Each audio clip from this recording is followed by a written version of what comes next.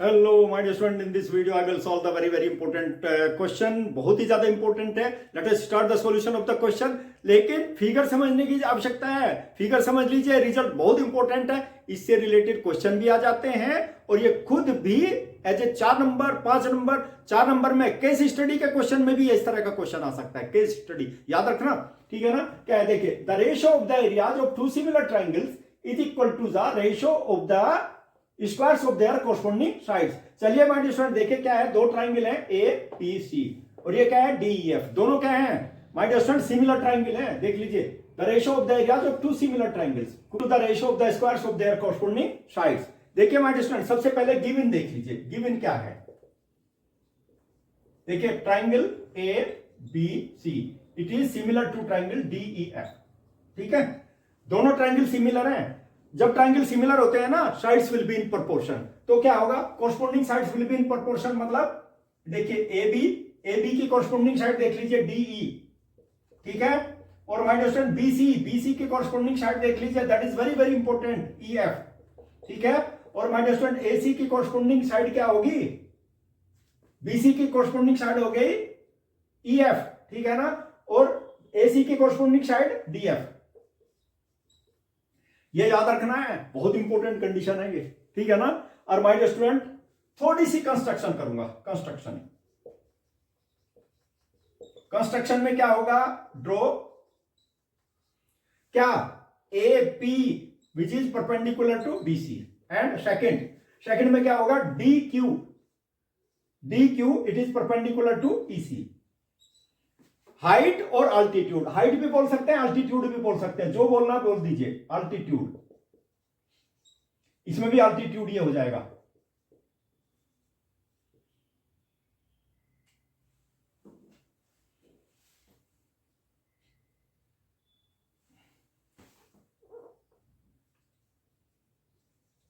ठीक है. और my dear student, to prove क्या प्रूव करना है, देखिए, हमको प्रूव करना है, देखो, area of triangle ABC divided by area of triangle DEF will be equal to, altitude में क्या होगा, A P square upon D Q square. बहुत इंपॉर्टेंट है, मैंने पहले ही बता दिया. अल्टीट्यूड क्या है, ए पी फर्स्ट ट्राइंगल का, इसका अल्टीट्यूड क्या है, डी क्यू. चलिए अब क्या करते हैं माय डियर स्टूडेंट, प्रूफ लेते हैं. प्रूफ के लिए क्या करेंगे, दो ट्राइंगल में लेंगे माय डियर स्टूडेंट. देखिए कौन कौन से ट्राइंगल, ए बी पी और ट्राइंगल डी ई क्यू, दोनों ट्राइंगल में लेंगे. ठीक है ना. देखिए, ट्राइंगल ए बी पी. ठीक है. और सेकंड ट्राइंगल क्या हो जाएगा, ट्राइंगल हो जाएगा डी ई और क्यू.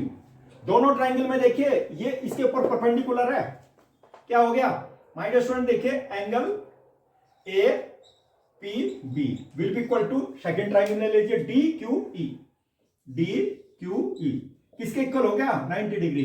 कंस्ट्रक्शन में लिया हुआ हमने, A P is perpendicular to B C. और क्या है हमारे student, D Q is perpendicular to E F. ठीक है, दोनों ध्यान रखना, 90 डिग्री हो गया. ठीक है ना. और क्या है, angle B will be equal to angle E, corresponding angle क्या, triangle ABC it is similar to triangle DEF. दो चीजें होती हैं जब ट्राइंगल सिमिलर होते हैं ना, corresponding angles will be equal और sides will be in proportion. दोनों चीजें याद रखनी है. ठीक है ना. तो देखिए, कोरस्पोंडिंग, ये तो मैंने लिख दिया, sides are in proportion, corresponding angle भी इक्वल होंगे. देखिए क्या हो गया, angle B will be equal to angle E. ठीक है ना. ये भी गिवन ही है, क्योंकि ट्राइंगल सिमिलर है तो ये भी तो गिवन है कंडीशन. ठीक है ना. कौन सी कंडीशन आ गई माय डियर स्टूडेंट, ये आ गई angle property bye angle similarity rule. क्या हो गया, दोनों ट्राइंगल सिमिलर हो गए. कौन कौन से ट्राइंगल हो गए, triangle A B P it is similar to triangle, देखिए, डी ई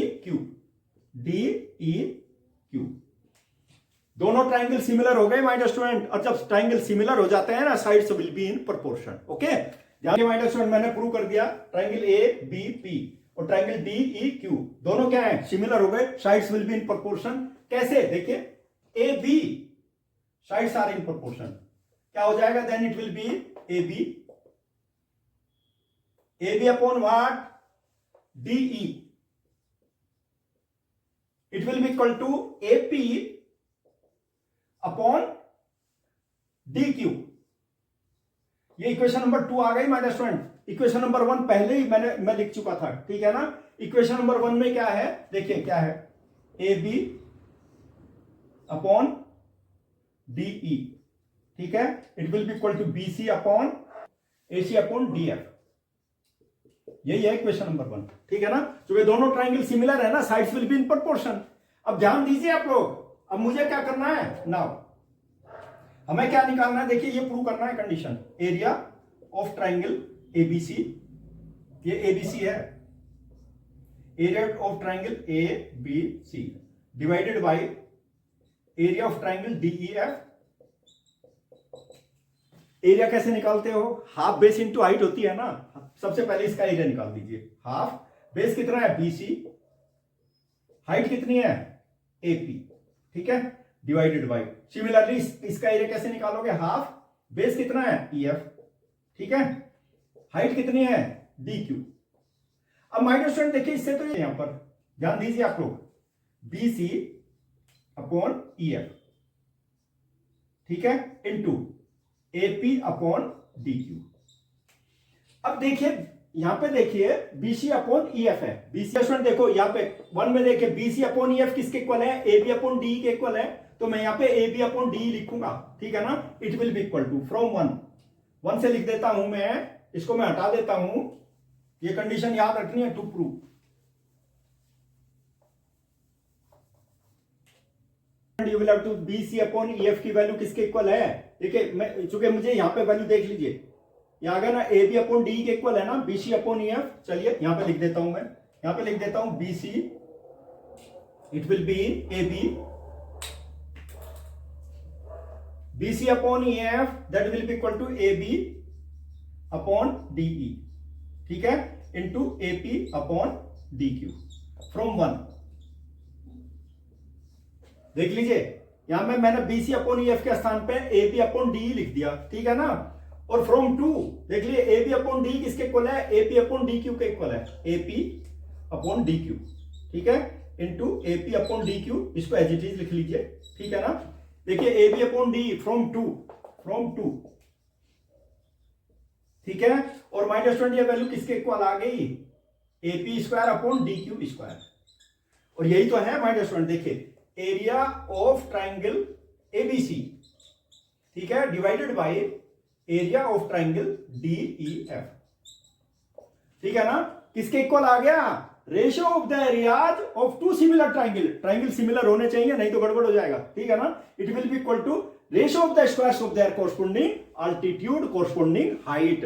देखो AP square upon D Q square, यही तो हाइट है ना ट्राइंगल की। और माय डियर स्टूडेंट मेरे सॉल्यूशन यदि आप लोगों को अच्छे लगते हैं, दीज आर वेरी हेल्पफुल आप लोगों की एग्जाम प्रिपरेशन के लिए, कॉम्पिटिटिव एग्जामिनेशन के लिए, These are very much helpful, तो सब्सक्राइब कीजिए चैनल को। Let us start the solution of the question। लेकिन सबसे पहले फिगर ड्रॉ करूंगा, उसके बाद ऑटोमेटिकली लैंग्वेज समझ में आ जाएगी। Let us see my dear student, देखिए दोनों ट्राइंगल सिमिलर ट्राइंगल है, that is the given thing. देख लीजिए गिवन क्या है, given triangle ABC, it is similar to triangle DEF. और क्या क्या दिया हुआ है, देखिए क्या है, रेशियो, देखिए my dear student their areas are respectively, पहले वाले ट्राइंगल का, ट्राइंगल एबीसी का एरिया कितना है, देखिए एरिया ऑफ ट्राइंगल एबीसी, ठीक है, कितना है 100 सेंटीमीटर स्क्वायर, ठीक है।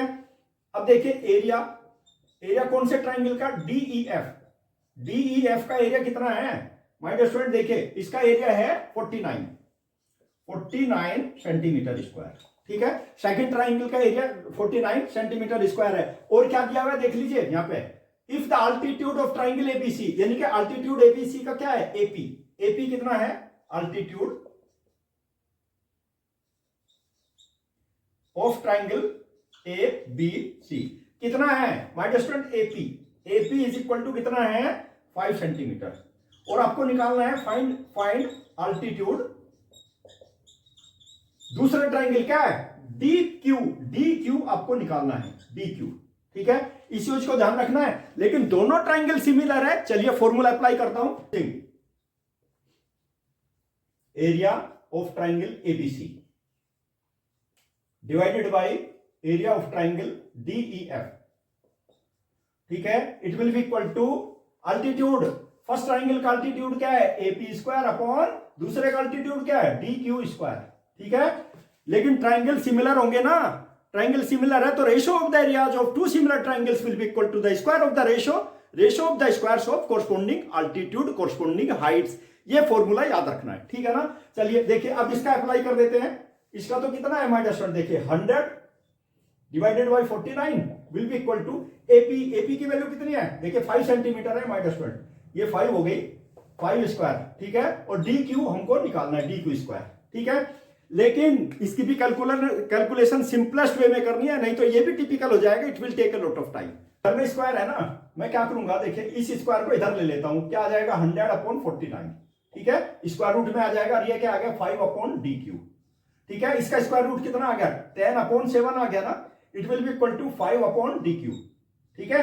और माय स्टूडेंट क्रॉस मल्टीप्लाई कर दो, 7 into 5 10 into D Q, D Q will be equal to 5 into 7 that will be, और डी क्यू की वैल्यू कितनी आ गई, डी क्यू आ जाएगा मेरे पास 35 अपॉन 10, यानी कि 3.5 सेंटीमीटर आ गया।